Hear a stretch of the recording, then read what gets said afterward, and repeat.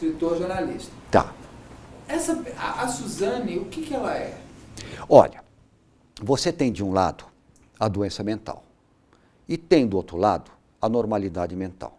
Da mesma forma que você tem a noite de um lado e o dia do outro. E entre a noite e o dia, você tem a aurora, que não é nem noite e nem dia. Na loucura é igual, você tem a loucura de um lado, a normalidade do outro, e entre a loucura e a normalidade, você tem a zona fronteiriça, que é exatamente onde nessa zona que a Suzane habita. Ela é uma fronteiriça. Ela não é nem louca e nem normal, ela é fronteiriça. Por isso que ela pratica o crime com essas características de insensibilidade, de uma premeditação primária, infantil, sem nenhum tipo de remorso. Ela vai no dia seguinte à piscina e ao mesmo tempo ao enterro dos pais.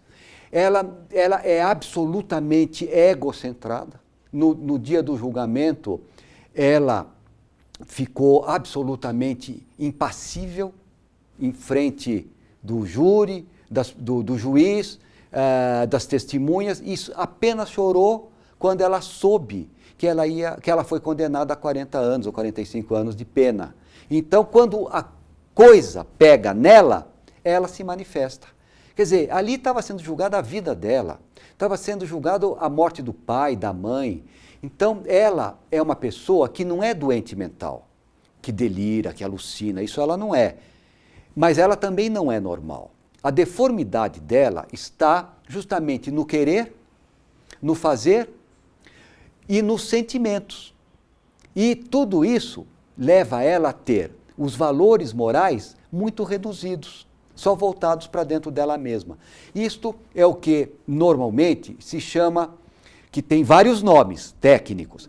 Os primeiros que deram o nome a esse tipo de, digamos, de perturbação da saúde mental que ela tem, eles falaram assim, é loucura lúcida, é loucura moral, é a psicopatia, a sociopatia, a condutopatia. São nomes sinônimos daquilo que ela tem. Ela é dissimulada. Ela é capaz de entrar num palco e fazer as pessoas convencer, fazer as pessoas ficarem perplexas e tal. Mas no momento seguinte ela está rindo. São dois contrários. Esses contrários que ela tem na sua forma de ser, isso é comum nessas pessoas que habitam esta zona fronteiriça entre a loucura e a normalidade. E é por isso que ela consegue os dois rapazes para fazer tudo por ela? Sim, essas pessoas que habitam essa zona fronteiriça entre a loucura e a normalidade são manipuladoras. Então ela manipula as pessoas da forma como ela bem entende, com um poder de sedução grande. Então este poder de sedução faz com que ela consiga muitas coisas que ela não é capaz de fazer sozinha. Por exemplo, matar os pais é difícil, porque precisa de força. Então ela urde um determinado tipo de plano para que aquele seu desejo dê certo. Mas é tudo muito primário. Essas pessoas fronteiriças, elas parecem brilhantes em determinadas coisas, mas são absolutamente limitadas em outras. Tanto é que o plano que ela fez é um plano absolutamente pueril, daquela forma como ela faz, não é? Tão idiota, né? Pois é. Tão idiota. Agora, doutor, essas pessoas amam? Têm emoções? Sempre egocentrada, sempre voltada para dentro de si mesmas. Essas pessoas, elas não têm sentimentos de altruísmo, elas não têm compaixão. Por exemplo, o fato dela participar da cena do crime, quando os pais são assassinados, com uma indiferença afetiva, sem ressonância nenhuma com a gravidade daquilo que estava acontecendo, faz parte do quadro clínico desses indivíduos que habitam essa zona fronteiriça entre a loucura e a normalidade. E ela... tem uma coisa só para... a gente já finaliza isso daqui. Pois não. Também. Mas tem uma coisa que eu percebi, conversando com alguns delegados, eles dizem que isso tem até uma tese psiquiátrica que você pode me responder. Era essa pergunta que eu falei ali que eu ia fazer. Alguns casos são que você percebe, principalmente os mais cruéis, assim, tipo, até o Isabela Nardoni também, tudo acontece muito próximo de datas importantes para essas pessoas. A Suzane, ela mata os pais, ela manda matar os pais 3 dias antes do aniversário dela. Isso é real? É real. Só quer tomar uma água? É melhor. Vou só molhar a... Falando, vai ficando bolo de garganta assim. Fica a garganta. É real. Essas datas? Os